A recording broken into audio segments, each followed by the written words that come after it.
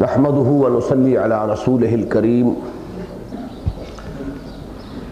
اما بعد فاعوذ بالله من الشيطان الرجيم بسم الله الرحمن الرحيم انما المؤمنون الذين آمنوا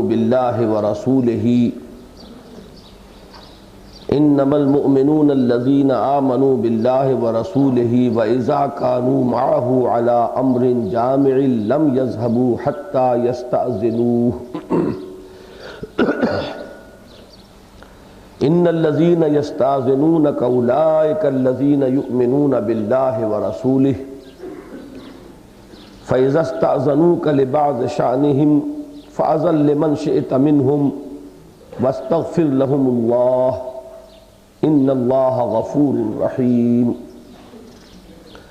لا تجعلوا دعاء الرسول بینکم کدعاء بعضکم بعضا قد يعلم اللہ الذین یتسللون منکم لواذا فلیحذر الذین یخالفون عن امرہ ان تصیبہم فتنة او یصیبہم عذاب علیم الا ان للہ ما فی السماوات والارض قد يعلم ما انتم علیہ ویوم یرجعون الیہ فینبئهم بما عملوا واللہ بکل شیء علیم وقال تبارک وتعالی عفى الله عنك لما أذنت لهم حتى يتبين لك الذين صدقوا وتعلم الكاذبين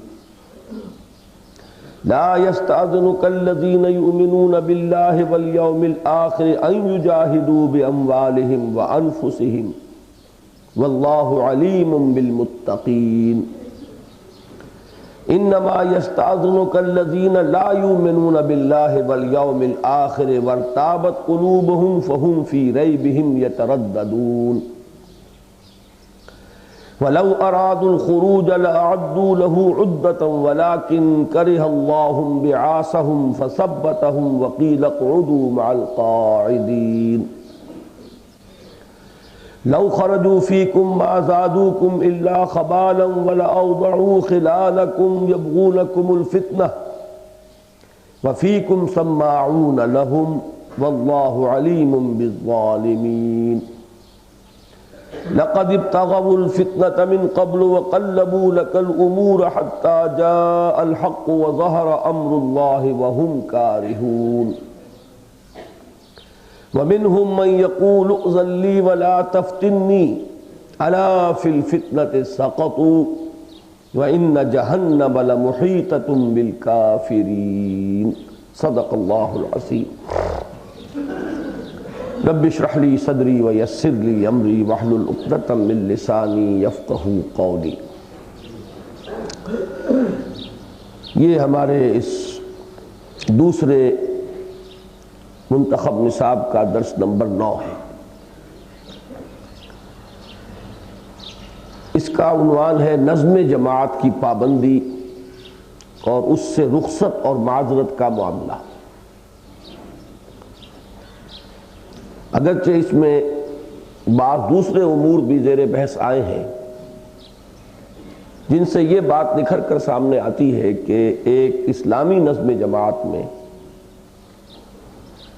مامورین کو امراء کے ساتھ کیا طرز عمل اختیار کرنا چاہیے. ان میں آداب بھی ہیں، قواعد و ضوابط بھی ہیں، اور اصلاً جو روح رواں ہے اس اجتماعیت کی اس کی نشاندہی کی گئی. جہاں تک رخصتوں کا اور معذرتوں کا معاملہ ہے اس کے ضمن میں سورہ نور کی آخری آیات اور سورہ توبہ کی وہ آیات جو ابھی میں نے پڑھی اور آپ نے سماعت فرمائی، ان میں بظاہر ایک تضاد سامنے آتا ہے اور اس تضاد کو بھی رفع کر لینا اور ان دونوں میں جو تطبیق ہے اس کا جاننا بہت ضروری ہے. سورہ نور کی یہ آخری 3 آیات ہیں، 62 تا 64، اور ان کو پڑھتے ہوئے پھر آپ یہ محسوس کریں گے کہ کس قدر باریک بینی سے ان امور کی طرف رہنمائی کی جا رہی ہے کہ جن پر کسی اجتماعیت میں ایک عمدہ ماحول اور ایک باہمی اعتماد کی فضا جو ہے وہ برقرار رہ سکتی ہے۔ ارشاد ہوتا ہے انما المؤمنون الذین آمنوا باللہ ورسولہ واذا كانوا معه على امر جامع لم يذهبوا حتى يستأذنوه۔ انما کلمہ حصر ہے، اس پر سورہ حجرات کے درس میں خاصی گفتگو ہوتی ہے، اور آپ میں سے اکثر حضرات کے ذہن میں ہوگا کہ حصر کا مطلب کیا ہے۔ زید عالم ہے اس کا ایک مفہوم ہے، زید ہی عالم ہے یہاں کچھ مفہوم بدل گیا۔ پہلے جملے میں زید کے لیے علم کا اثبات ہے، دوسروں سے علم کی نفی نہیں ہے۔ دوسرے جملے میں نہ صرف زید کے لیے علم کا اثبات ہے بلکہ دوسروں سے اس کی نفی بھی ہے۔ اس کو کہتے ہیں اسلوب حصر۔ انما کلمہ حصر ہے۔ مومن تو بس وہ ہیں، انما المومنون، مومن تو صرف وہ ہیں، الذین آمنوا باللہ ورسولہ، جو ایمان لائے اللہ پر اور اس کے رسول پر، وَإِذَا كَانُوا مَعَهُ عَلَىٰ أَمْرٍ جَامِعٍ، اور جب وہ تھے یا ہوتے ہیں ان کے ساتھ، یعنی اللہ کے رسول کے ساتھ، عَلَىٰ أَمْرٍ جَامِعٍ، کسی اجتماعی معاملے میں، کسی جماعتی کام کے ضمن میں، لم يذهبوا، وہ ہرگز وہاں سے نہیں جاتے، حتی یستاذنوہ، یہاں تک کہ ان سے اجازت حاصل کر لیں۔ ذرا نوٹ کیجئے کہ سورہ حجرات کی جو آیت نمبر 15 ہے، جو ہمارے دروس میں بکثرت اس کا حوالہ آتا ہے، وہاں بھی کیا ہے کہ ایمان کی 2 شرائط، ایمان کے 2 لوازم ایمان حقیقی کے، انما المؤمنون الذین آمنوا باللہ ورسولہ ثم لم يرتابوا وجاہدوا باموالہم وانفسہم فی سبیل اللہ اولئک ھم الصادقون۔ وہ جو 2 اجزاء ہیں ان میں سے ایک یہاں بھی جو کا تو موجود ہے، دوسرا وہاں ہے جہاد فی سبیل اللہ بالمال والنفس۔ یہاں جو اس کا ایک لازمی تقاضا ہے، وہ جہاد ہو ہی نہیں سکتا جب تک کہ ایک اجتماعیت موجود نہ ہو، لہذا اس اجتماعیت کا جو ایک وصف ہے اس کو یہاں پر لائے ہیں اس کی جگہ پر۔ بات حقیقت میں وہی ہے، مومن تو بس وہ ہیں جو ایمان لائے اللہ پر اور اس کے رسول پر، اور جب وہ کسی اجتماعی معاملے میں رسول کے ساتھ ہوتے ہیں۔ یہاں پھر ذہن میں رکھیے کہ یہاں رسول کی کون سی حیثیت مراد ہے؟ امیر ہونے کی حیثیت، سپہ سالار ہونے کی حیثیت۔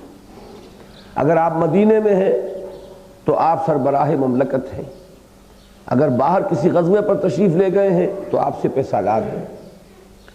جب تک آپ مکہ مکرمہ میں تھے آپ ان کے امیر تھے، ایک امیر جماعت کی حیثیت تھی۔ یہ تمام حیثیتوں سے بالا تر اور اصل اور عظیم ترین حیثیت آپ کی وہ یہ ہے کہ آپ اللہ کے رسول ہیں، تمام حیثیتیں اس کے تابع ہیں۔ لیکن ہر جگہ پر اس حیثیت کو علیحدہ سمجھ لینا چاہیے کہ جس حیثیت کا ذکر اس خاص مقام پر ہو رہا ہو۔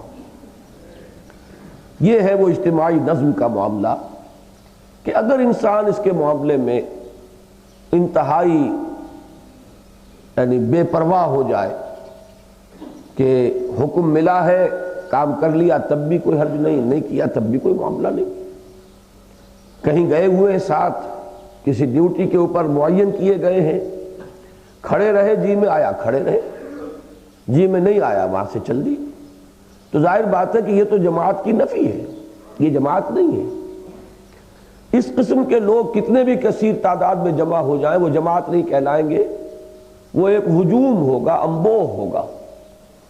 اسی کو واضح کیا علامہ اقبال نے استداد کو شعر میں کہ عید آزادہ شکوہ ملک دی، عید محکومہ ہجوم مومنی. تو ہجوم تو بہت ہو سکتا ہے، لیکن ہجوم سے کوئی کام دنیا میں نہیں ہوا. موب جو ہے وہ صرف کوئی منفی کام کر سکتا ہے، کوئی تخریب کر سکتا ہے، لیکن کوئی مثبت کام کرنے کے لیے، تعبیر کرنے کے لیے ایک جماعت کی ضرورت ہے، منظم جماعت، ڈسپلن جماعت، جن کے کارڈرز معین ہوں. کون کس کا حکم سنے گا اور مانے گا، کون کس سے بالا تر ہے اس نظم میں، اس کی تعیین ہو، اور اس میں سمع و طاعت کا وہ نظام چل رہا جو کہ حضور صلی اللہ علیہ وسلم کے بعد لا محالہ سمع و طاعت فی المعروف ہے. لیکن یہ کہ اس میں وہ روح جو ہے سمع و طاعت کی وہ تو برقرار ہو. یہ تو نہیں کہ جی میں آیا تو مان لیا اور جی میں نہیں آیا تو نہیں مانا. کہیں بلایا گیا ہے، کوئی اجتماع ہے، اگر طبیعت آمادہ ہوئی تو پہنچ گئے اور طبیعت نہ آمادہ ہوئی تو نہیں پہنچے.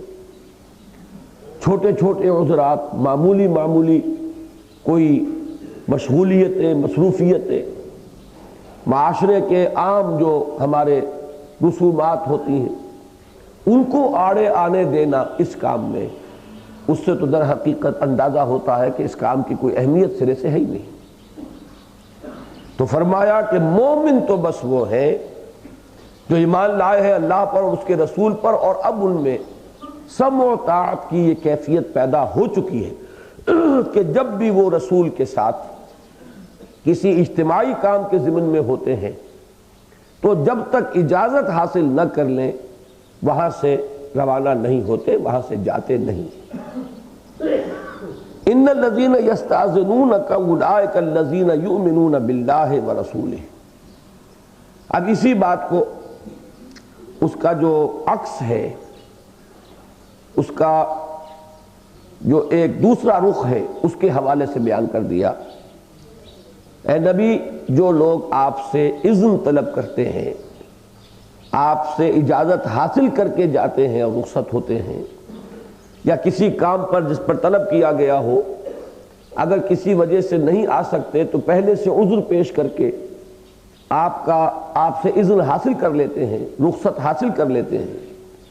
یہ وہ لوگ ہیں اولئک الذین یؤمنون باللہ ورسولہ، کہ جو حقیقتاً ایمان رکھتے ہیں اللہ پر اور اس کے رسول پر. ان میں احساس ہے کہ ہمیں اس کام میں شامل ہونا چاہیے تھا، ہمارے لیے ضروری تھا کہ اگر اس مہم پر حضور بھیج رہے ہیں تو بدل و جان اس میں شرکت کرتے. ہمارے ایمان کا تقاضا یہی تھا کہ جب ہم ایک اجتماعی کام کے سلسلے میں حضور کے ساتھ ہیں تو وہاں سے نہ ہلیں جب تک کہ آپ کا اذن حاصل نہ کر لیں. یہ ان کا احساس بہت مبارک ہے، اور یہ احساس در حقیقت ان کے ایمان کی علامت ہے. اس کو اگر عام کریں گے، یہ احساس در حقیقت ان کے احساس فرض کا مظہر ہے، یہ احساس ان کے شعور نظم جماعت کا مظہر ہے. یہ چیز جو ہے یہاں پر اب اس کی ایک طرح سے ستائش کی جا رہی ہے، تعریف کی جا رہی ہے. لیکن ذرا غور کیجئے اب نظم جماعت کے اعتبار سے جو میں نے عرض کیا تھا کہ کس قدر باریک بینی سے ہدایات ہیں. فَإِذَا اسْتَأْذَنُوكَ لِبَعْضِ شَأْنِهِمْ فَأْذَن لِمَنْ شِئْتَ مِنْهُمْ. تو جب وہ آپ سے اذن طلب کریں، رخصت چاہیں، آپ کے سامنے معذرت پیش کریں، لِبَعْضِ شَأْنِهِمْ، اپنے کسی معاملے کی وجہ سے، اپنی کسی کیفیت کی بنا پر، بیماری ہو سکتی ہے، مصروفیت ہو سکتی ہے، کوئی اہم کام ہو سکتا ہے، اگر اس کی وجہ سے وہ آپ سے اجازت طلب کریں، نوٹ کیجئے فَأْذَن لِمَنْ شِئْتَ مِنْهُمْ، تو اجازت دے دیا کیجئے جنہیں آپ چاہیں ان میں سے. یعنی یہ نہیں ہے کہ اگر معذرت کی ہے تو اس کا مطلب یہ ہے کہ بس یہی آخری کام تھا جو ہم نے کر لیا، اب اور کیا مطلوب ہے ہم سے، نظم جماعت کا تقاضا تو پورا کر لیا، لازم ہے اب صاحب عمل پر کہ وہ آپ کی اس معذرت کو قبول کرے. یہ طرز عمل پھر وہ اجتماعیت کی نفی ہے. اجتماعیت کا منطقی تقاضا یہ ہے کہ جو صاحب امر ہے اس کے حوالے ہے معاملہ کہ وہ آپ کے عذر کو قابل قبول سمجھتا ہے یا نہیں.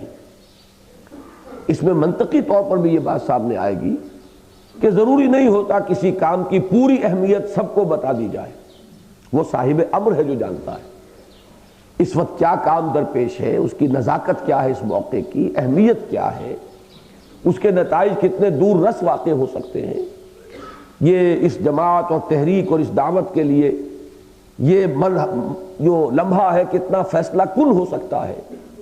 اب وہ اس کو رکھ کر تولے گا کہ اس کے مقابلے میں میرے اس ساتھی کے عذر کی نوعیت کیا ہے، اس کی اہمیت کیا ہے، اس سے نقصان کتنا واقع ہونے کا اندیشہ ہے، اس سے اس کو کتنی تکلیف پہنچے گی۔ تو ظاہر بات ہے کہ ہر معاملے میں توازن ہی کا تو مسئلہ ہے۔ اب چونکہ یہ بات ہو سکتا ہے کہ لوگوں کے سامنے بھی ہو، لیکن لازمی نہیں ہے کہ ہر ایک کے سامنے ہو، بلکہ حضور کی اس حدیث کو ذہن میں رکھیے، استعینوا علی الحوائج بالکتمان، اپنی ضروریات اور جو بھی اپنے مقاصد ہیں ان کے حصول میں اخفاء سے مدد لو۔ تمام جو کارڈز ہیں جو آپ کہتے ہیں انگریزی محاورے میں ٹیبل پر نہیں رکھ دیے جاتے، اپنے تمام جو نقشے ہیں وہ مشتہر نہیں کر دیے جاتے، اپنے تمام پلانز جو ہیں ان کا اعلان نہیں کیا جاتا، بلکہ بسا اوقات ایک تحریک اور انقلابی تحریک میں تو اس کے مراحل آئیں گے کہ آپ کرنا کچھ اور چاہتے ہو اور آپ تاثر کچھ اور دیں۔ اس میں یہ کہ سری جھوٹ جو ہے وہ ایک بہت دور کی بات ہے، لیکن یہ کہ اس طریقے سے کہ جانا مشرق کو ہے لیکن کچھ ایسے احوال پیدا کر دیے جائیں کہ لوگ یہ سمجھے کہ مغرب کو جا رہے ہیں، اس کی تو ضرورت پیش آتی ہے۔ لہذا وہ تمام چیزیں ضروری نہیں ہیں کہ ایک محاورے میں کہا جاتا تھا، ہمارے والد صاحب کہا کرتے تھے کہ ہجے کروا رہے ہو، یعنی ہر چیز تم اس طریقے سے چاہتے ہو کہ جیسے الفاظ کے آپ ہجے کرتے ہیں اس طریقے سے ایک ایک چیز علیحدہ کر کے آپ کو بتا دی جائے، حالانکہ یہ ضروری نہیں ہوتا۔ نظم کا تقاضا یہ ہے کہ جس کو کے اوپر ذمہ داری ہے وہ اس کام کی اہمیت کو سمجھتا ہے۔ لہذا اب آپ اگر اس نظم سے منسلک ہیں تو آپ کی روش یہ ہونی چاہیے کہ آپ نے عذر پیش کر دیا، اب اس کے بعد یہ اختیار ہے، ذہناً اس کو تسلیم کیجئے کہ یہ اختیار ہے اس صاحب امر کا، وہ میرے اس عذر کو قابل قبول سمجھتا ہے تو ٹھیک ہے، نہیں سمجھتا ہے تو کوئی مجبوری، کوئی رکاوٹ، کوئی مشغولیت دنیا کی اس کام سے بڑھ کر نہیں ہے۔ اصل شے تو یہ ہے کہ اگر یہ پرائرٹیز فکس نہیں ہوئی، اگر ترجیحات کی تعیین نہیں ہوئی تو کام آگے چلے گا ہی نہیں۔ وہ تو قدم قدم پر جیسے گاڑی ناکنگ کرتی ہے اسی طریقے سے رکاوٹ پیش آئے گی۔ اس کے لیے تو لازم ہے شرط اول قدمی نست کے مجنو باشی، کہ اس راہ میں سب سے پہلی شرط لازم یہی ہے کہ آدمی یہ طے کر لے کہ یہ کام مقدم ہے، باقی سب کچھ مؤخر ہے۔ اب عذر کا معاملہ تو یہ ہوتا ہے کہ ظاہر بات ہے ہر تحریک میں ہر وقت ہر مرحلہ ایسا نہیں ہوتا کہ وہ فیصلہ کنی ہو، لہذا اس موقع کے اعتبار سے اگر آپ نے کوئی عذر پیش کر دیا تو اس میں کوئی حرج نہیں ہے، لیکن نظم کا تقاضا یہ ہوگا کہ یہ نہ سمجھیے کہ عذر پیش کر دینا ہی بس آخری تقاضا تھا جو پورا ہو گیا، بلکہ یہ کہ انسان سامنے رکھ کر ذہناً تیار ہو کہ اگر میرا عذر قابل قبول ہوگا تو ٹھیک ہے، ورنہ مجھے ہر دوسرے کام پر اس کام کو ترجیح دینی۔ اگلا لفظ جو ہے وہ اب اس پر اور ایک پہلو سے روشنی ڈال رہا ہے، وَاسْتَغْفِرْ لَهُمْ، اور اے نبی ان سے کے لیے استغفار بھی کیجئے اللہ سے۔ کیوں؟ بتائیے کون سا گناہ کیا انہوں نے؟ حالانکہ انہوں نے تو اذن طلب کیا ہے، اجازت مانگی ہے، وہ بغیر اذن کے نہیں گئے ہیں، ان کو پہلے اللہ سند دے چکا ہے کہ یہ وہ لوگ ہیں جو ایمان رکھتے ہیں اللہ پر اور اس کے رسول پر، پھر یہ استغفار کیسا؟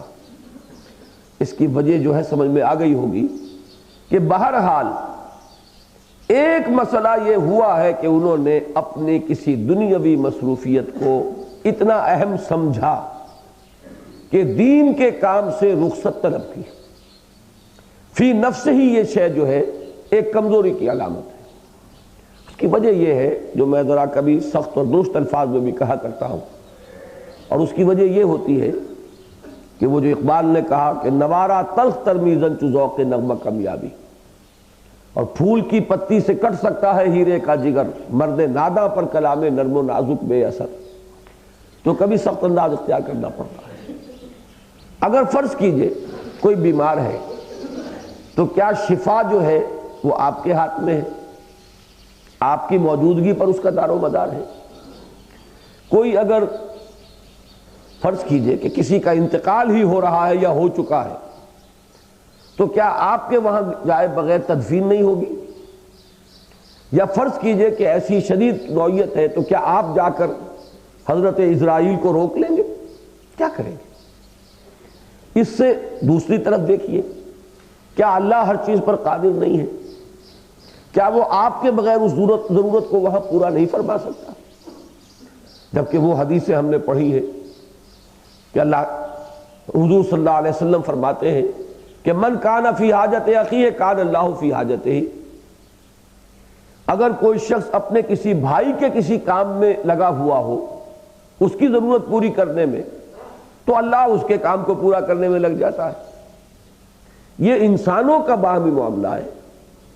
آپ اپنے کسی بھائی، اپنے رفیق، اپنے کسی عزیز کے کام میں لگے ہوئے ہیں، اللہ آپ کے کام میں لگ گیا، تو آپ سوچئے کہ آپ اگر اللہ کے کام میں لگے ہوئے ہوں تو اللہ آپ کے کام میں نہیں لگے گا۔ کار ساز ماں بے فکر کار ماں، فکر ماں در کار ماں آزار ماں۔ میرا کار ساز میرے کام کی فکر میں ہے، اور میرا اپنے کام میں خود فکر کرنا میرے آزار کا موجب بن جاتا ہے۔ میری فکر محدود، میرا علم محدود، میری عقل محدود۔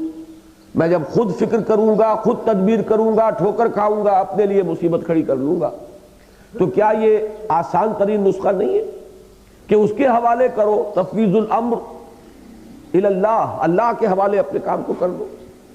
اور اللہ کے حوالے کسی کام کا کر دینا انتہائی یقین کے ساتھ، اس کا بالکل یوں سمجھیے کہ فول پروف میتھڈ کیا ہے کہ آپ اس کے کام میں لگ جائیں۔ اب اس کے بعد تو ویسے تو آپ دعا مانگ سکتے ہیں، خود تدبیر کرتے ہوئے بھی اللہ سے دعا مانگ سکتے ہیں، لیکن یہ کہ جہاں آپ نے اللہ کے کام کے لیے اس کی نصرت، اس لیے کہ دین کا کام اس کی نصرت ہے، کونوا انصار اللہ کما قال عیسی ابن مریم للحواریین من انصاری الی اللہ، جیسے کہ سورہ حدید میں آیا وَلِيَعْلَمَ اللَّهُ مَن يَنصُرُهُ وَرُسُلَهُ بِالْغَيْبِ۔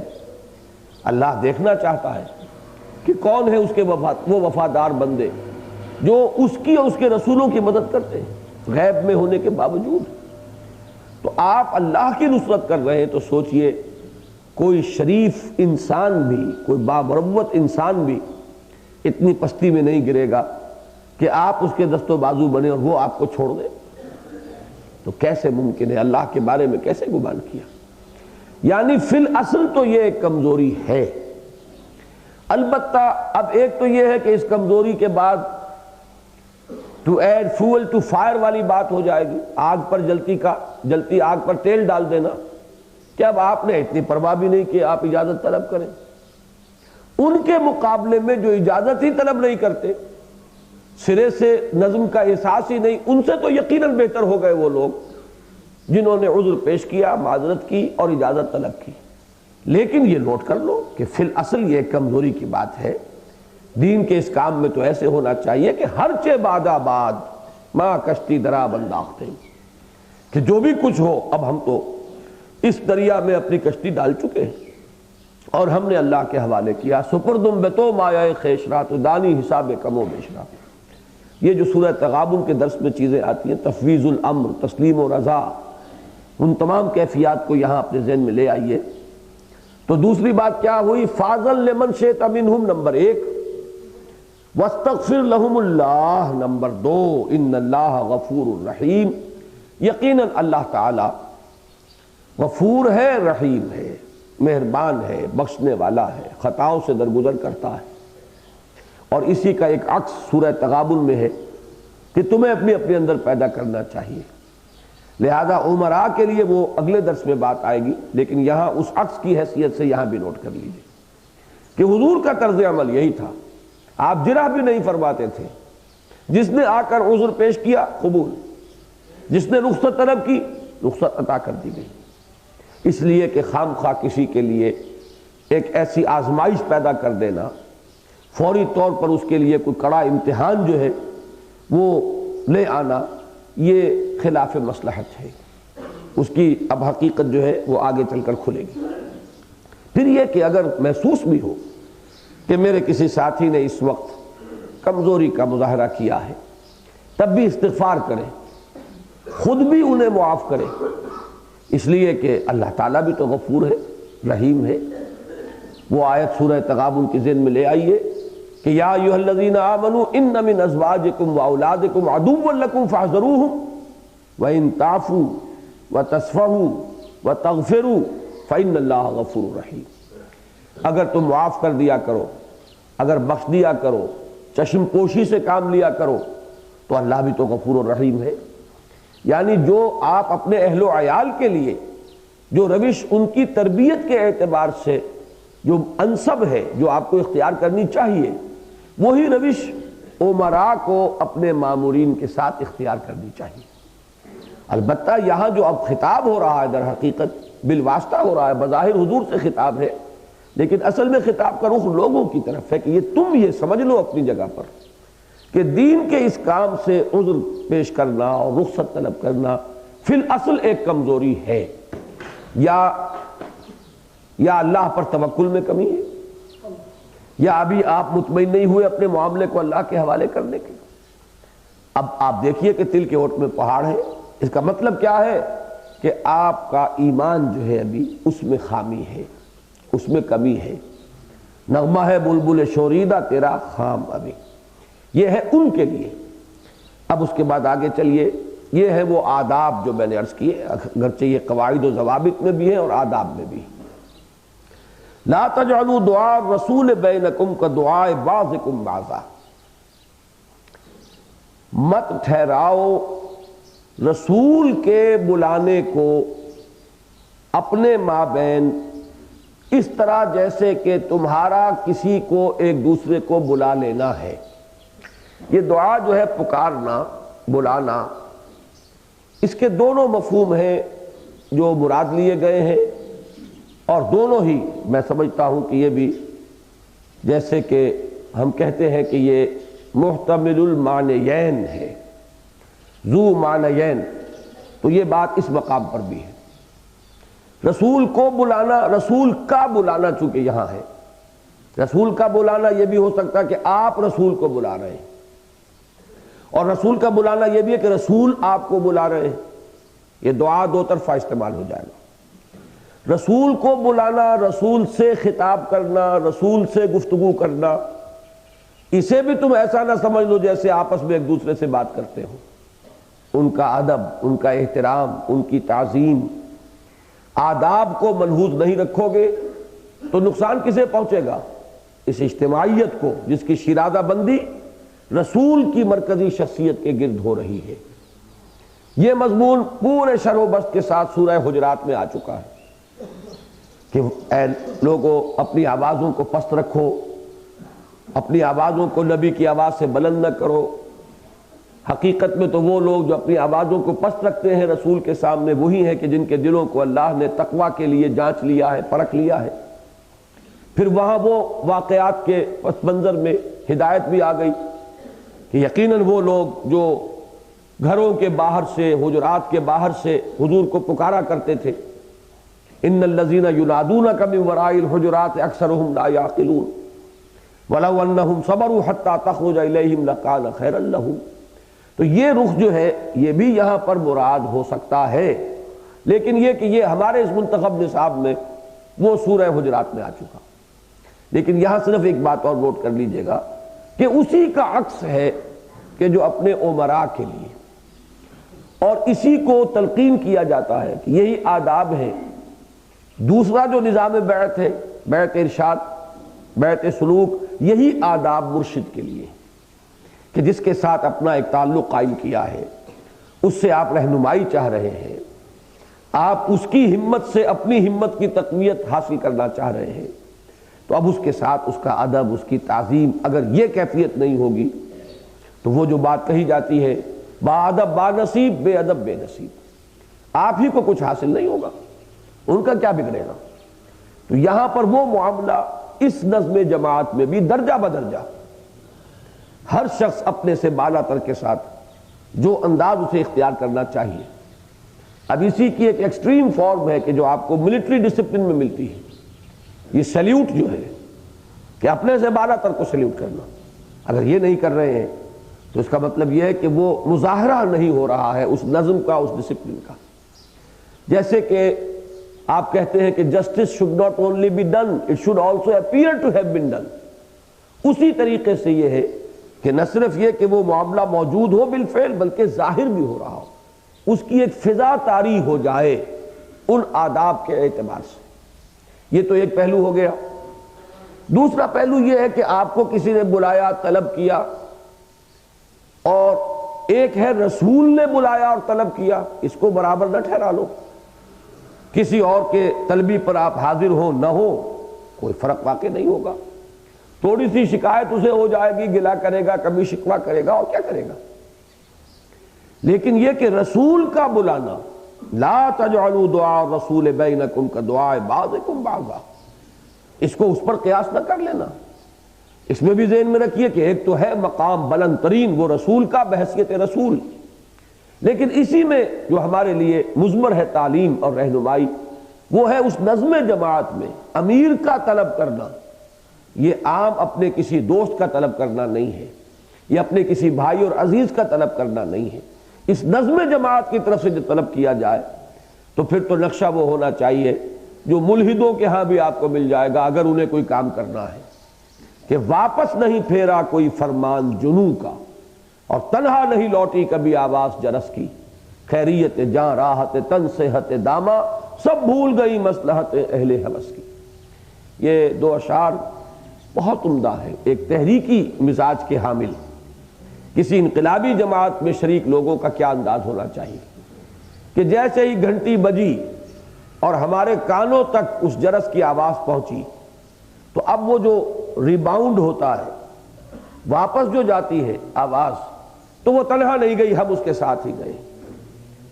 واپس نہیں پھیرا کوئی فرمان جنوں کا، اور تنہا نہیں لوٹی کبھی آواز جرس کی. راستے میں رکاوٹ کون سی چیز بنتی ہے؟ خیریت جاں، راحت تن، صحت دامہ. خیریت جاں، راحت تن، صحت دامہ، سب بھول گئی مصلحت اہل ہوس کی. وہی بات جو میں پہلے عرض کر چکا کہ عذر پیش کر دینا فی الاصل کا ایک کمزوری کا اظہار ہے. کیوں نہیں توکل کرتے؟ کیوں نہیں اللہ کے حوالے کرتے؟ کیوں نہیں اپنے معاملے کو اللہ کے سپرد کر کے نچنت ہوتے اور لگ جاتے ہم تن اپنے اس کام کے اندر؟ قد یعلم اللہ الذین یتسللون منکم لواذا. قد جب آتا ہے تو اس میں ایک حتمیت اور قطعیت پیدا ہوتی ہے، اور یہ عام طور پر تو آتا ہے فعل ماضی پر، اور پریزنٹ پرفیکٹ ٹینس جو ہے انگریزی کا، اس کا سینس اس کے اندر پیدا ہو جاتا ہے، کر چکا ہے، کر چکا ہوں. یہاں جو ہے یہ آ رہا ہے مضارع پر کہ یہ معاملہ کوئی ایک ہی واقعے سے متعلق نہ سمجھنا. اللہ کا یہ معاملہ دائمی ہے، ہمیشہ کے لیے جاری و ساری ہے، اور قطعیت ہے، اس میں حتمیت ہے. قد یعلم اللہ الذین یعلم اللہ الذین یتسللون منکم لواذا. سلہ یہ لفظ جو آتا ہے یہ آتا ہے تلوار سوت لینا. جب آپ نے میان میں سے تلوار کھینچی، اس کے لیے یہ لفظ ہے اصل میں جو مستعمل ہے. تو یتسلل یہ باب تفاعل، تسلل کھنچ جانا، خود نکل جانا. بہترین ترجمہ کیا ہے؟ کھسک جانا. اللہ تعالیٰ کو خوب معلوم ہے تم میں سے وہ لوگ جو کھسک جاتے ہیں. یتسللون منکم لواذا، ایک دوسرے کی اوٹ لے کر. حضور صلی اللہ علیہ وسلم نے طلب کیا ہے، اب جمع تو ہو گئے، ڈر رہے پتہ نہیں مسئلہ کیا ہے، شاید کوئی عام بات ہو، ایسے ہی مشورہ ہو، یا کوئی سماجی قسم کا معاملہ ہو. پہنچ تو گئے اس مغالطے میں. آگے جا کر جو ہے وہ مصیبت کھڑی نظر آئی کہ یہاں تو کوئی جیش بھیجنا ہے، کسی لشکر کی روانگی کا فیصلہ ہے. اب حضور نے مطالبہ رکھا ہے کہ نکلو اللہ کی راہ میں، انفروا خفافا وثقالا، نکلو. لہذا اب جو ہے جان پر جو بنی ہوئی ہے کہ کسی طریقے سے نظر بچا کر کھسک جائیں. کہ نظر بھی نہ آئے، معلوم بھی نہ ہو، ایک دوسرے کی اوٹ لیں، ذرا ادھر نگاہ ہو، ادھر سے ہم کھسک جائیں۔ اب پوری ذہنیت اس میں موجود ہے۔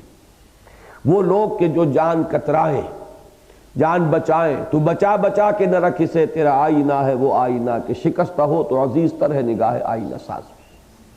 وَمِنَ النَّاسِ مَن يَعْبُدُ اللَّهَ عَلَى حَرْفٍ فَإِنْ أَصَابَهُ خَيْرٌ اطْمَأَنَّ بِهِ وَإِنْ أَصَابَتْهُ فِتْنَةٌ انقلب عَلَى وَجْهِهِ خَسِرَ الدُّنْيَا وَالْآخِرَةَ۔ یہ وہ کیفیت ہے در حقیقت۔ قَدْ يَعْلَمُ اللَّهُ الَّذِينَ يَتَسَلَّلُونَ مِنْكُمْ لِوَاظًا فَلْيَحْذَرِ الَّذِينَ يُخَالِفُونَ عَنْ أَمْرِهِ۔ تو ڈرنا چاہیے ان لوگوں کو جو رسول کے معاملے کی مخالفت کر رہے ہیں، یخالفون عن امرہ، ان کے اس معاملے سے خلاف کر رہے ہیں اور ہٹ رہے ہیں، چونکہ عن آ گیا، ان سے خلاف کرتے ہوئے وہ اپنے آپ کو وہاں سے نکال رہے ہیں۔ یخالفون عن امرہ کہ ان تصیبہم مبادا، اس کا یہ نتیجہ نہ نکلے کہیں ان تصیبہم فتنۃ، ان پر کوئی بہت بڑا فتنہ جو ہے مسلط ہو جائے، او یصیبہم عذاب علیم، یا ان پر اللہ تعالیٰ کی طرف سے کوئی دردناک عذاب، کوئی نہایت تکلیف دہ سزا جو ہے وہ مسلط کر دی جائے۔ الا ان للہ ما فی السماوات والارض، لوگو آگاہ ہو جاؤ، خبردار، یقیناً اللہ ہی کے اختیار میں ہے اور اللہ ہی کا ہے۔ لام تملیک یہ بھی اس کے اندر شامل، لام استحقاق بھی اس میں شامل، یہ قدرت کے لیے بھی، جو کچھ ہے آسمانوں اور زمین میں اللہ ہی کا ہے، اللہ ہی کے دست قدرت میں ہے، کوئی چیز اس کی قدرت سے باہر نہیں، کوئی چیز اس کے اختیار سے آزاد نہیں، تمام عناصر فطرت اس کے قبضہ قدرت میں ہے، تمام سلسلہ اسباب و علل اس مسبب الاسباب کے قبضہ قدرت میں ہے۔ لہٰذا یہ نہ سمجھو کہ تم نہیں جاؤ گے تو یہ ہو جائے گا اور تم گھر میں نہیں رہو گے تو یہ ہو جائے گا، ہوتا تو وہ ہے جو اذن رب ہو، اور اس کے ساتھ اگر تم اپنے معاملے کو درست رکھو تو وہ تمہارے معاملے کو درست کرے گا۔ الا ان للہ ما فی السماوات والارض قد یعلم ما انتم علیہ، وہ خوب جانتا ہے، بامحاورہ ترجمہ ہوگا تم کتنے پانی میں ہو، اس سے چھپا ہوا نہیں ہے، جس پر تم ہو وہ اس کے علم میں ہے۔ ایمان کتنا کچھ ہے، نفاق کس حد تک اس میں سرایت کر گیا ہے، اس میں کس حد تک واقعتاً آخرت کی ترجیح ہے، کس حد تک دنیا طلبی شامل ہو گئی ہے، اللہ خوب جانتا ہے۔ قد یعلم ما انتم علیہ ویوم یرجعون الیہ، اور جس دن کہ تم اس کی طرف لوٹائے جاؤ گے، فَيُنَبِّئُهُم بِمَا عَمِلُوا، تو اللہ تعالیٰ ان کو جتلا دے گا، گنوا دے گا جو کچھ کہ انہوں نے عمل کیا تھا۔ وہ اپنے اس علم کامل کی بنا پر، یہ وہ لفظ دوبارہ آ گیا ہے، نبا ینبئ تنبیئن، نبا سے ہے بتا دینا، جتلا دینا۔ واللہ بکل شیء علیم، اور اللہ ہر چیز کا علم رکھتا ہے۔ اب آئیے دوسرا مقام، یہ سورہ توبہ کی آیات ہے 43 تا 49۔ یہاں آپ کو معلوم ہے پس منظر میں غزوہ تبوک، اس کے لیے نفیر عام، تو ایک بہت بڑا بنیادی فرق جو ہے اس کو پہلے سمجھ لیں گے تو جو ظاہری تضاد تھا اس کو رفع کرنے میں مدد ملے گی۔ نبی اکرم صلی اللہ علیہ وسلم نے اپنی حیات دنیاوی کے دوران جتنی بھی جنگیں ہوئیں، جتنے غزوات ہوئے، جتنے بھی سریے آپ نے بھیجے، کبھی بھی یہ نہیں فرمایا کہ ہر مسلمان کا جانا لازم ہے، بلکہ سارا دار و مدار ترغیب، تشویق، لوگوں نکلو اللہ کی راہ میں، جنت حاصل کرو، سابقوا الی مغفرۃ من ربکم وجنۃ عرضھا کعرض السماء والارض، ایک دوسرے سے آگے نکلو، بڑھو، ایک دوسرے سے سبقت لے جانے کی کوشش کرو۔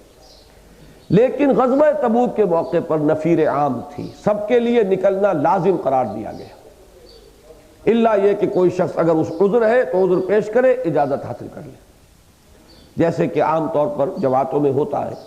تو اس طرح کا لزوم جو ہے وہ صرف غزوہ تبوک کے موقع پر ہوا ہے۔ اب وہاں ظاہر بات ہے کہ منافقین کثیر تعداد میں موجود تھے، وہ تو سن 9 ہے، سن 9 ہجری، اس وقت تک تو یہ پوری یہ جو شجرہ خبیثہ ہے، پورے طور پہ برگوبار لا چکا تھا۔ اب وہ آ رہے ہیں اور اجازت طلب کر رہے ہیں، جھوٹ بول رہے ہیں، جھوٹی قسمیں کھا رہے ہیں، اور حضور کی مروت میں عرض کر چکا ہوں یہ تھی کہ آپ نے کبھی کسی جھوٹے کو اس کے منہ پر جھوٹا نہیں کہا۔ یہ نہ سمجھیے کہ حضور کے علم میں نہیں تھا، علم میں ہوتا تھا۔ یہ تو عام آدمی بھی اندازہ کر لیتا ہے کہ یہ شخص اس وقت جھوٹ بول رہا ہے اور اس شخص کی اصل کیفیت کیا ہے۔ تو نبی اکرم صلی اللہ علیہ وسلم عام اہل ایمان کے بارے میں آپ نے فرمایا اتقوا فراست المومن فإنہ ینظر بنور اللہ، مومن کی فراست سے بچو، ڈرو، وہ اللہ کے نور سے دیکھتا ہے۔ تو اب آپ غور کیجئے کہ پھر حضور صلی اللہ علیہ وسلم کا معاملہ کیا ہوگا۔ تو یہ نہیں کہ پتہ نہیں ہوتا تھا، لیکن حضور تسلیم کر لیتے تھے، مان لیتے تھے، اور اس کا نتیجہ وہ بھی نکلتا تھا کہ وہ جری ہو کر بلکہ استہزاء کے انداز میں کہا کرتے تھے ہوا اذن، یہ تو صرف کان ہی کان ہے نرے، ان کے دماغ میں بھیجا نہیں ہے۔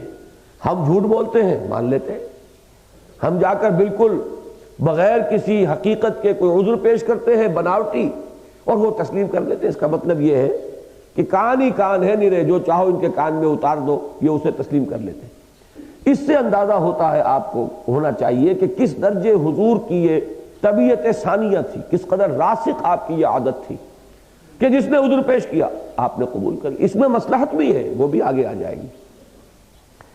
جو بھی چیز صحیح ہوگی اور جو اخلاق فاضلہ اور اخلاق عالیہ کے مطابق ہوگی، مصلحت بھی اس میں ہوتی ہے۔ لیکن یہ کہ اگر آپ کو بالفعل کسی وقت وہ مصلحت نظر نہ آئے تو کوئی حرج نہیں، آدمی اس پر عمل کرتا ہے اپنے اخلاق کے تقاضے کے اعتبار سے۔ اب یہاں ذرا گرفت کا انداز ہے، حضور کو کچھ ٹوکا گیا ہے۔ عفا اللہ عنک، اس کے دونوں ترجمے ہوں گے، یہ دعائیہ کلمہ بھی ہو سکتا ہے اور خبریہ کلمہ بھی ہو سکتا ہے، انشائیہ بھی اور خبریہ بھی۔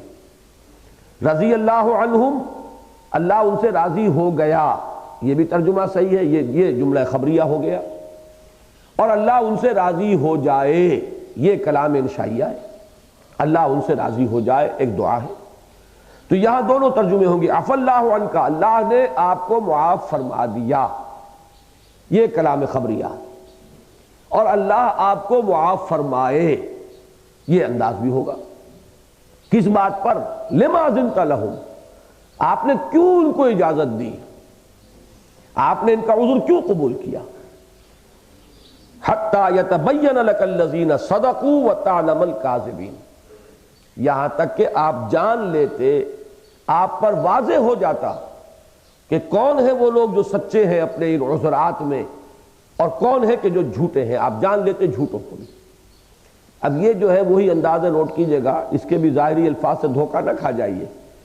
سورہ عنکبوت کے شروع میں یہ الفاظ آتے ہیں، اس کا جو پہلا رکوع ہے، اور وہ اہم درس ہے ہمارے اس منتخب نصاب کے 5ویں حصے کا، جو مین منتخب نصاب ہے، کہ ہم تو آزماتے ہیں، وَلَقَدْ فَتَنَّا الَّذِينَ مِن قَبْلِهِمْ فَلَيَعْلَمَ اللَّهُ الَّذِينَ صَدَقُوا وَلَيَعْلَمَنَّ اللَّهُ الَّذِينَ صَدَقُوا وَلَيَعْلَمَنَّ الْكَاذِبِينَ۔ اللہ تو لفظی ترجمہ وہاں بھی یہی ہے، اللہ جان کر رہے گا ان کو کہ جو سچے ہیں، اور جان کر رہے گا ان کو جو جھوٹے ہیں، لیکن وہاں ہم اس ترجمے کو اس کے اندر تعویل کرتے ہیں کہ جانتا تو اللہ ہے، اس کا تو علم کامل ہے، لہذا ترجمہ کیا؟ اللہ ظاہر کر دے گا اس کو کہ کون سچے ہیں، اور اللہ ظاہر کر دے گا اس کو کہ کون جھوٹے ہیں۔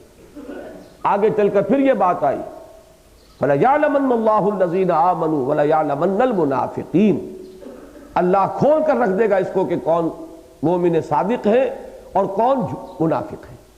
یہاں پر بھی وہی بات ہے، اور ظاہر بات ہے کہ یہ کسی آزمائش سے معلوم ہوتا ہے، دودھ کا دودھ پانی کا پانی۔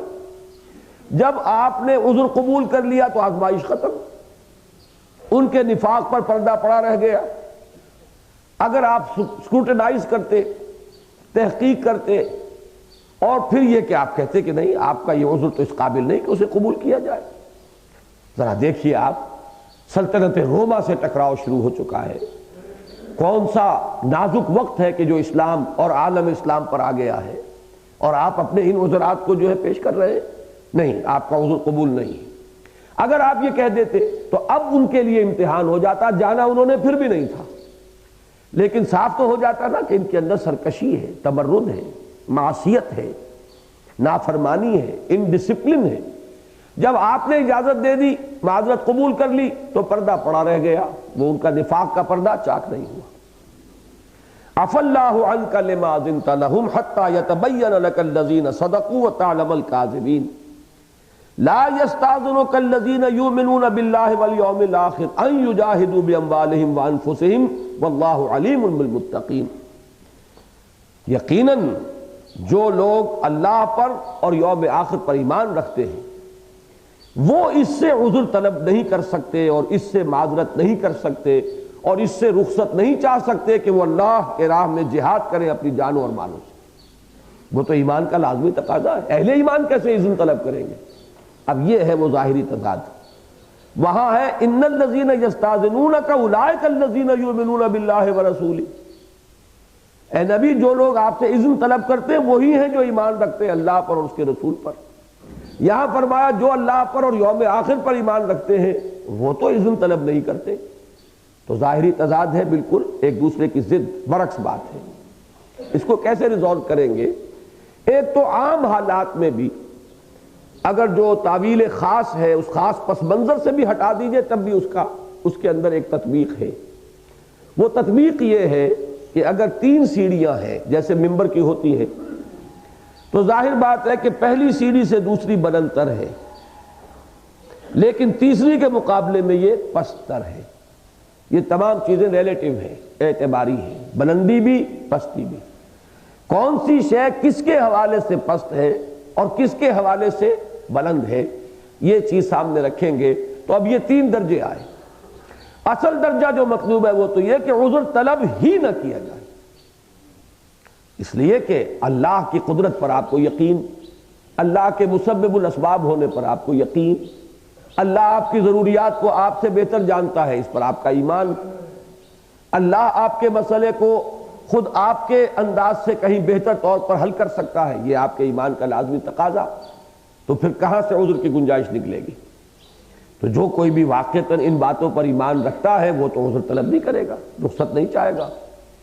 لیکن اب اس سے نیچے آئیے، ایک وہ ہے کہ جو عذر بھی طلب نہیں کر رہے، لہذا ان کے مقابلے میں وہ صاحب ایمان قرار پائے کہ جنہوں نے رخصت طلب کی، عذر پیش کیا، ان کے مقابلے میں وہ ایمان کی نفی ہو جائے گی کہ جو لوگ عذر طلب ہی نہیں کرتے، جو کہ اصل معیار مطلوب ہے، جو کہ مقام مقصود ہے، کہ اس طرح اپنے آپ کو، جس کو ہم کمٹمنٹ کہتے ہیں، ٹوٹل کمٹمنٹ، ٹوٹل ڈیووشن، حوالے کرو اللہ کے، اس کے اعتبار سے یہ عمل جو ہے معذرت کرنا اور رخصت طلب کرنا، یہ گویا کہ ایمان کی نفی ہو جائے گی۔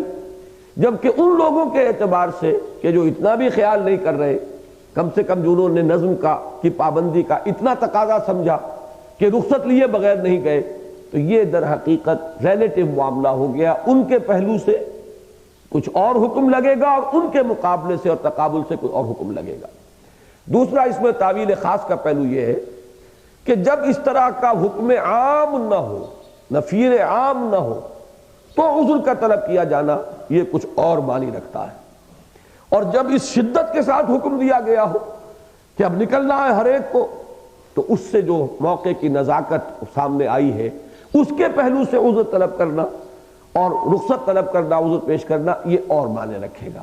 تو ان دونوں پہلوؤں سے ان کے درمیان جو تطبیق ہے اس کو جان لینا چاہیے۔ لا يستأذنك الذين يؤمنون بالله واليوم الآخر ان يجاهدوا بأموالهم وأنفسهم والله عليم بالمتقين۔ یقیناً اللہ تعالیٰ جانتا ہے ان کو کہ جن کے دلوں میں تقوی ہے، ایمان ہے، خشیت ہے، انابت ہے، وہ اللہ کی رضا جوئی میں سرگرداں ہے، سرگرم ہے۔ انما يستأذنك الذين لا يؤمنون بالله واليوم الآخر، یہ جو لوگ آپ سے آ کر یہاں پر خاص طور پہ اگر میں اضافہ کر دوں اس خاص موقع کے اعتبار سے، وہ لوگ اے نبی جو آپ سے اس موقع پر بھی اذن طلب کر رہے ہیں، یعنی گویا کہ خاص پس منظر کے ساتھ اس کو اگر جوڑنا ہو تو بریکٹ میں ان الفاظ کا اضافہ ہو سکتا ہے۔ اس مرحلے پر بھی جو لوگ آپ سے اذن طلب کر رہے ہیں یہ تو وہی ہے کہ جو اللہ پر اور یوم آخر پر کوئی یقین اور ایمان نہیں رکھتے۔ انما یستأذنک الذین لا یؤمنون باللہ والیوم الآخر وارتابت قلوبہم، اور ان کے دل ریب اور شک کے اندر مبتلا ہو چکے ہیں، ان کے دلوں میں شکوک نے ڈیرے جما لیے ہیں۔ فَهُمْ فِي رَيْبِهِمْ يَتَرَدَّدُونَ، تو وہ اپنے اس شک کی وجہ سے متردد ہو کر رہ گئے ہیں۔ ردہ یردو لوٹا دینا، اور باب تفاعل میں خود لوٹنا، یہ متردد، یہ ہے انسان خود لوٹنے والا، تو گویا کہ متردد ہو کر رہ گئے ہیں، بڑھوں نہ بڑھوں، جس کو کہا گیا ہے تربص، فتربصوا حتی یاتی اللہ بامرہ، تو یہ تردد، فی ریبہم یترددون، وہ اسی حیث بیس میں اور اسی بڑھنے نہ بڑھنے، جانے نہ جانے کے چکر میں اپنے اس ریب اور شک کی وجہ سے مبتلا ہو گئے۔ وَلَوْ أَرَادُوا الْخُرُوجَ لَأَعَدُّوا لَهُ عُدَّةً، اگر ان کا واقعی ارادہ ہوتا نکلنے کا تو انہوں نے اس کے لیے اہتمام کیا ہوتا، تیاری کی ہوتی، سامان جمع کیا ہوتا۔ ان کا طرز عمل بتا رہا ہے کہ نیت خراب تھی، عین وقت پر آ کر عذر پیش کر دیا، یہ چیز میرے پاس نہیں ہے، لیکن اس کے لیے کوئی اہتمام سرے سے کیا ہی نہیں، کوئی کوشش اس کے لیے کی ہی نہیں، اپنے ان مسائل کے حل کے لیے اگر کوئی شکل نکل سکتی تھی اس کے لیے کوئی بھاگ دوڑ نہیں کی ہے۔ اصل تو ارادہ جو ہے ان کا وہ اس سے ظاہر ہو رہا ہے، لو ارادوا الخروج لأعدوا له عدة، اگر ان کا واقعی ارادہ ہوتا نکلنے کا تو کوئی تیاری کرتے اس کے لیے۔ ولیکن کرہ اللہ بعاثہم، اب یہاں سے بات تصویر کا دوسرا رخ شروع ہو رہا ہے۔ ایک تو یہ عظیم حقیقت کہ اگر کسی کو توفیق نہیں ملی تو یہ بھی یہ اندھی بہری کائنات نہیں ہے، اس میں ایک ایسی ہستی کا ارادہ کار فرما ہے جو سمیع اور بصیر اور حی و قیوم ہے، علیم ہے اور خبیر ہے۔ اگر توفیق نہیں ملی تو یہ بھی اللہ کا فیصلہ ہے کہ ان کو توفیق نہ ملے، یہ اللہ ہی نے نہیں چاہا کہ وہ نکلے۔ کرہ اللہ ولیکن کرہ اللہ بعاثہم، اللہ نے پسند نہیں کیا ان کا نکلنا، اللہ ہی نے ان کو توفیق نہیں دی۔ فثبتہم، اور ان کو جما دیا، زمین میں ان کو گاڑ دیا، ان کے پاؤں منوں کے ہو گئے، وہ نکل نہیں پائے۔ وقیل اقعدوا مع القاعدین، اور گویا کہ کہہ دیا گیا ان کے لیے، اذن رب یہ ہوا، حکم رب یہ ہوا، بیٹھ رہو بیٹھ رہنے والوں کے ساتھ۔ یہ ہے اصل میں کہ توفیق اللہ سے ملتی ہے، توفیق اللہ دیتا ہے، اس کا بھی اس نے قاعدہ بنایا ہے، جس کا ارادہ ہوگا اسے توفیق ملے گی، جس کا ارادہ نہیں ہے اسے زبردستی توفیق دے تو وہ سارا نظمی درم برم ہو جائے گا کائنات کا جس پر اس نے بنایا۔ یہ تو امتحان گاہ ہے، خلق الموت والحیات لیبلوکم ایکم احسن عملا، وہ زبردستی نکال دیا کرے تو نکلنے والوں کا کریڈٹ نہیں اور نہ نکلنے والوں کا قصور نہیں رہے گا۔ اس اعتبار سے یہ اللہ تعالیٰ کی وہ سنت ثابتہ جو ہے اس کے ساتھ مطابقت اسی کی ہے، حکمت تخلیق جو ہے اس کے ساتھ مطابقت اسی کی ہے کہ جن کا ارادہ نہیں ہوتا اللہ بھی دفع کرتا ہے ان کو۔ فتربصوا حتی یاتی اللہ بامرہ، جاؤ دفع ہو جاؤ، انتظار کرو یہاں تک کہ اللہ اپنا آخری فیصلہ سنا دے۔ لہذا اللہ ہی نے نہیں چاہا، ولیکن کرہ اللہ بعاثہم فثبتہم وقیل اقعدوا مع القاعدین۔ اچھا یہ کیوں نہیں اللہ نے چاہا؟ اب یہ ہے تصویر کا دوسرا رخ۔ لو خرجوا فیکم ما زادوکم الا خبالا، اگر یہ تمہارے ساتھ نکلتے، تمہارے مابین ہوتے اس مہم میں، نہ اضافہ کرتے تمہارے لیے مگر برائی کا۔ اب آپ سوچئے ڈسگرنٹلڈ ایلیمنٹ جو ہے وہ اس سے کوئی خیر وجود میں نہیں آتا، وہ جس کو آپ کہتے ہیں انویلنگ ورکر، وہ کام بنائے گا کم، بگاڑے گا زیادہ، وہ بدگمانیاں پیدا کرے گا، وہ طرح طرح کے شوشے چھوڑے گا، وہ لوگوں کے اندر انتشار پیدا کرے گا۔ تو ایسے لوگوں کا اس جمعیت میں ہونا وہ تو در حقیقت ایک پوٹینشل ویکنس ہے۔ تعداد زیادہ ہونا جو ہے وہ اصل میں ہر حال میں مفید نہیں ہے، ہو سکتا ہے کہ ورم ہو، یہ حقیقی جسم نہ ہو، یہ بیماری کی علامت ہو۔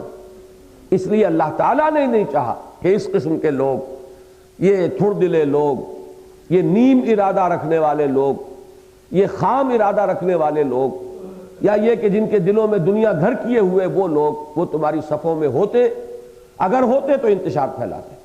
لو خرجوا فیکم ما زادوکم الا خبالا ولاوضعوا خلالکم یبغونکم الفتنہ، اور وہ تو گھوڑے دوڑاتے تمہاری صفوں کے مابین تمہارے لیے فتنوں کی تلاش میں، کہیں سے کوئی بات ملے، کہیں سے کوئی بات اچک لیں، دوسری جگہ جا کر لگا دیں، بے اطمینانی پیدا کریں، کہیں کوئی اوس اور خزرج کے مابین کوئی چنگاری کہیں بھڑکا سکتے ہو، پرانی عصبیتیں اور پرانی حمیتیں ان کو جگا کر ان کی تلواریں نکلوا دیں، ان کی تو ساری بھاگ دوڑ اسی میں ہوتی۔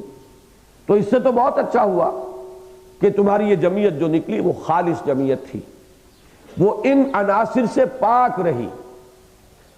وَلَأَوْضَعُوا خِلَالَكُمْ يَبْغُونَكُمُ الْفِتْنَةَ وَفِيكُمْ سَمَّاعُونَ لَهُمْ۔ اس کے بھی دونوں ترجمے ہو سکتے ہیں اور دونوں نہایت حکیمانہ ترجمے ہیں، دونوں ہی مراد ہیں۔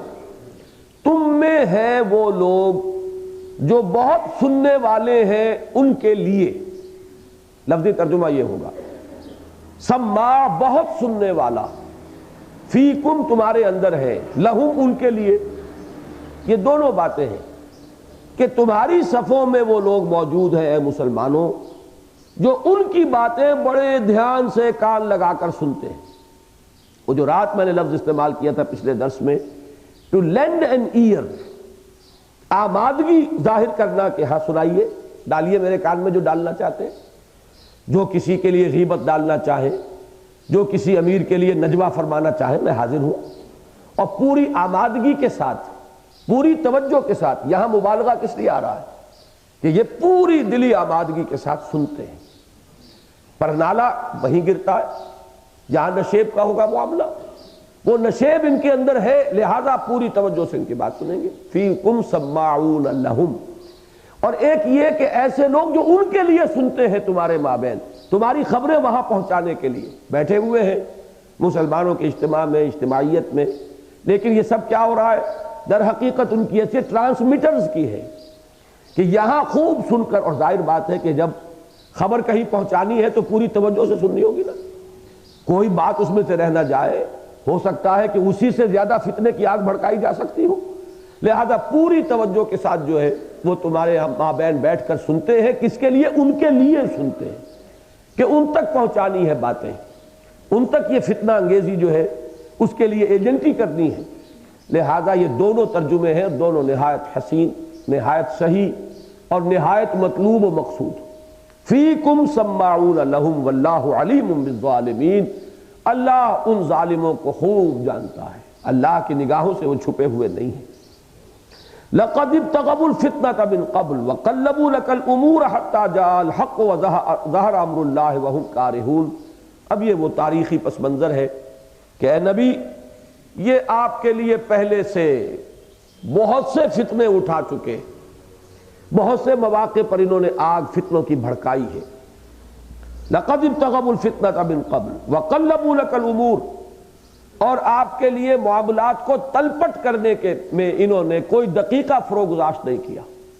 قلبا یقلبو، بدل دینا، الٹ دینا، تقلیب باب تفعیل، قلب کے معنی بدلنا، اسی سے انقلاب بنا باب انفعال، کسی ملک کے نظام کو بدل دینا، بدل جانا کسی ملک کا نظام، انقلاب، اور یہ تقلیب کسی شے کو الٹ دینا۔ وَنُقَلِّبُ أَفْئِدَتَهُمْ وَأَبْصَارَهُمْ كَمَا لَمْ يُؤْمِنُوا بِهِ أَوَّلَ مَرَّةٍ، ہم پلٹ دیں گے، الٹ دیں گے ان کی نگاہوں کو بھی اور ان کے دلوں کو بھی، اس لیے کہ وہ پہلی مرتبہ جب کہ حق کا انکشاف ہوا انہوں نے اس کی تصدیق نہیں کی، اس پر ایمان نہیں لائے۔ قلبوا لك الامور، آپ کے لیے معاملات کو تلپٹ کرنے کی ہر امکانی کوشش یہ کرتے رہے ہیں، یہاں تک کہ اللہ کا فیصلہ آ گیا۔ جاء الحق، حق آ گیا، حق غالب ہو گیا۔ وظہر امر اللہ، اللہ کا امر ظاہر ہو گیا، غالب ہو گیا۔ یہ دونوں ہی مفہوم اس کے، لیظہرہ، اظہار اسی سے بنا ہے تاکہ غالب کر دے اس کو تمام ادیان پر یا کل کے کل دین پر۔ وہم کارہون، یہ جو حق آیا ہے، جاء الحق وزہق الباطل، انہیں یہ پسند تو نہیں ہے، ان کو تو بڑی ناگواری ہے۔ وَلَوْ كَرِهَ الْمُشْرِكُونَ وَلَوْ كَرِهَ الْكَافِرُونَ، تو یہ منافق بھی جو ہے ان کو بھی یہ چیز بڑی ناگوار رہی ہے، لیکن یہ کہ اللہ کا فیصلہ آ گیا۔ چونکہ جزیرہ نما عرب میں تو آپ کو معلوم ہے نا غلبہ ہو چکا تھا حضور کو، اس وقت اسلام کا غلبہ ہو چکا۔ یہ تو سن 9 کا معاملہ ہے، سن 8 میں مکہ فتح ہو چکا، سن 8 ہی کے شوال میں غزوہ حنین بھی ہو چکا، یوں سمجھیے کہ آخری مارکہ جو سرزمین عرب میں تھا وہ وہی تھا، تو عرب پر تو غلبہ ہو چکا، اور جوک در جوک اور فوج در فوج لوگوں نے آ کر اسلام قبول کیا، اللہ کے دین میں داخل ہو گئے۔ لہذا یہ سب کچھ جو ہوا ہے یہ بھی ان کی ناپسندیدگی کے علی الرغم ہوا ہے۔ اب یہ کہ یہ جو ایک نیکسٹ فیز ہے اس انقلاب محمدی کا صلی اللہ علیہ وسلم، غلبہ دین حق کا یہ جو دوسرا فیز اب شروع ہو رہا ہے بین الاقوامی سطح پر بیرون ملک عرب، ظاہر بات ہے کہ یہ بھی انہیں پسند نہیں، لہذا یہ اگر آپ کے ساتھ جاتے تو کوئی نہ کوئی خرابی پیدا کرتے، کوئی نہ کوئی فتنہ وہاں بھی برپا کرتے، تو ایک اعتبار سے یہ بہتری ہوا ہے کہ یہ نہیں گئے۔ اب دیکھیے یہ ہے وہ ایک ہی بات کے کتنے رخ ہیں، آپ نے کیوں اجازت دی یہ علیحدہ بات ہے، آپ کو اجازت نہیں دینی چاہیے تھی تاکہ کھل جاتا، ان کی حقیقت جو ہے اس پر جو پردہ پڑا رہ گیا وہ پردہ، اس کی پردہ دری ہوتی ان کی حقیقت کی اور کھل جاتا کہ یہ کیا ہے اور کتنے پانی میں۔ لیکن نتیجے کے اعتبار سے یہی بہتر ہے کہ وہ نہیں آئے، اسی کو ذہن میں رکھیے، اپلائی کر رہے ہیں ہم اس کو اپنے معاملات پر۔ یہ طرز عمل ہے کہ جس پر ذہناً انسان کو مطمئن رہنا چاہیے، وہ یہ کہ کوشش پوری کیجئے، ساتھیوں کو ساتھ لے کر چلیے، کوئی پیچھے رہتا ہے تو زیادہ آپ اس کی چنتا نہ کریں، زیادہ متفکر نہ ہو، زیادہ اس کے بارے میں تشویش میں مبتلا نہ ہو سکتا ہے اس کے پیچھے رہ جانا ہی اس میں خیر ہو، اسی میں بھلائی ہو۔ چنانچہ حضور کا واقعہ جو ملتا ہے سیرت میں کہ تبوک میں جب آپ 20 دن قیام پذیر رہے وہاں اور لڑائی کوئی ہوئی نہیں، تو ہوتا کیا تھا، وہ تو ان اہل ایمان کی پکنک ہو گئی، ایسی اعلیٰ پکنک، بیٹھے ہوئے ہیں حضور کے ساتھ گفتگو ہو رہی ہے۔ ظاہر بات ہے کہ یہ مواقع مدینے میں رہتے ہوئے سب کو، یا یہ کہ سب صرف مدینے کے لوگ تو نہیں تھے، 30,000 تھے، کہاں کہاں سے لوگ آئے ہوں گے، وہ وہاں پر تو انہیں شاید یہ موقع میسر بھی نہ آتا۔ یہاں یہ کہ صبح و شام حضور ہی کی صحبت ہے اور آپ ہی کی صحبت سے فیضیاب ہو رہے ہیں، وہاں یہ ہوتا تھا کہ ذکر ہو جاتا تھا کبھی کبھی، فلاں صاحب کیوں نہیں آئے، کیا ہوا، فلاں شخص کیسے رہ گیا، وہ تو مومن صادق تھا۔ تو حضور کبھی اس تذکرے کو پسند نہیں فرماتے تھے، آپ کا قول کیا ہوتا تھا، قول مبارک داہ ہو، چھوڑو اس کے ذکر کو، اگر اس میں کوئی خیر ہے تو اللہ اسے تمہارے ساتھ ملا دے گا، اور اگر اس میں شر ہے تو اللہ تعالیٰ نے اگر تمہیں اس کے شر سے نجات دی تو اسی میں بہتری ہے۔ یہ ہے جو انداز ہونا چاہیے۔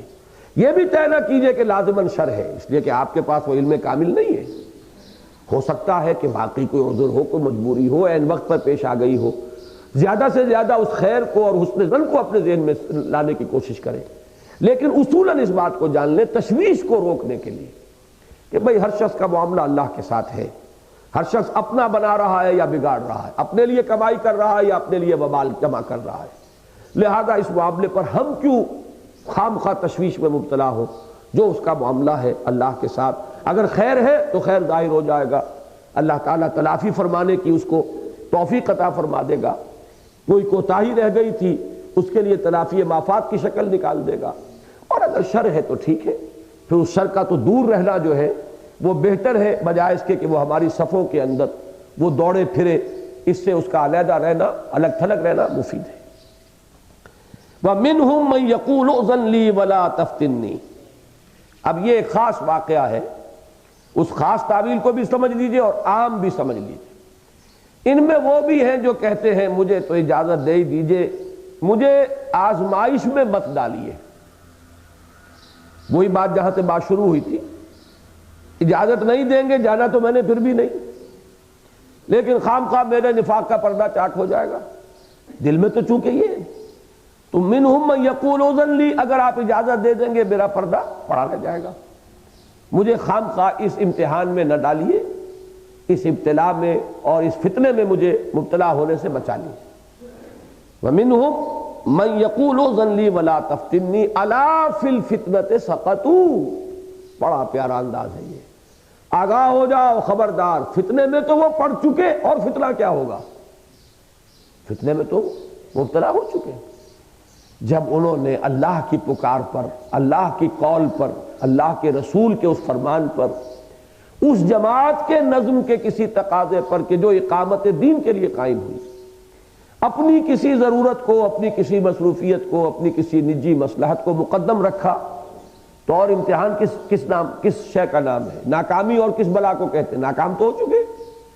سقطا ویسے تو یہ اصابہ یصیبو جس طریقے سے آتا ہے اسی طریقے سے یہ عام ہے، کسی شے کا وقوع جو ہے تو اس کے لیے لفظ سقوط آ جائے گا، لیکن ایک دوسرا مفہوم اس کا یہ بھی گر پڑنا، فعل آف ڈھاکہ، سقوط ڈھاکہ آپ کہتے ہیں، تو یہ دونوں مفہوم ہیں، یہ تو گر چکے، ناکام ہو چکے، اب اور کس آزمائش سے بچنے کی فکر ہے؟ ان کا تو رزلٹ نکل چکا، ڈکلیئر ہو چکا۔ الا فی الفتنۃ سقطوا، یہاں تو یہ فتنے میں ناکام ہو ہی چکے۔ وَإِنَّ جَهَنَّمَ لَمُحِيطَةٌ بِالْكَافِرِينَ، اور جہنم تو ان کافروں کا احاطہ کیے ہوئے ہے ہی، اس سے بچ کر تو کہاں جائیں گے، اس سے کہاں بچ کر نکلیں گے۔ واقعہ ایک خاص آتا ہے، جد ابن قیس ایک منافق، اس نے آ کر بڑے ہی گستاخانہ انداز میں، اور اس میں دیکھیے استہزاء اور بے ادبی جو ہے حضور صلی اللہ علیہ وسلم کے لیے وہ بھی بہت نمایاں ہے۔ اس نے کہا کہ حضور مجھے تو آپ اس آزمائش میں نہ ڈالیے، میں ذرا حسن پرست انسان ہوں، اور جس علاقے میں آپ یہ لشکر لے کر جا رہے ہیں رومی عورتیں بڑی حسین ہوتی ہیں، پتہ نہیں میں اپنے اوپر قابو رکھ سکوں نہ رکھ سکوں، تو مجھے تو اس امتحان سے آپ بچا لیجیے۔ یہ واقعہ جو ہے خاص طور پر لوگوں نے، مفسرین نے اس کا ذکر کیا ہے۔ باقی یہ کہ یہ تعویل خاص ہوگی ٹھیک ہے، لیکن یہ تعویل عام جو ہے وہ محتاج نہیں ہے اس واقعے کی، کہ اگر وہ واقعہ نہ ہو تو اس کا مفہوم آیت کا سمجھ میں نہیں آئے گا، بلکہ وہ خود اپنی جگہ پر پورے طور سے واضح ہے کہ در حقیقت عذر کا طلب کرنا ہی وہی جو بات پہلے آ گئی تھی کہ فاستغفر لہم، استغفار کیجئے، عذر طلب کرنا ہے ایک کمزوری کی علامت، اور خاص طور پر جنہوں نے اس موقع پر عذر چاہا اور رخصت چاہی وہ تو گویا کہ اپنی ناکامی پر مہر تصدیق پہلے ہی ثبت کرا چکے۔ اللہ تعالی ہمیں ان کیفیات سے بچائے، اپنی امان میں رکھے۔ بارک اللہ لی ولکم فی القرآن العظیم ونفعنی وإیاکم بالآیات والذکر الحکیم۔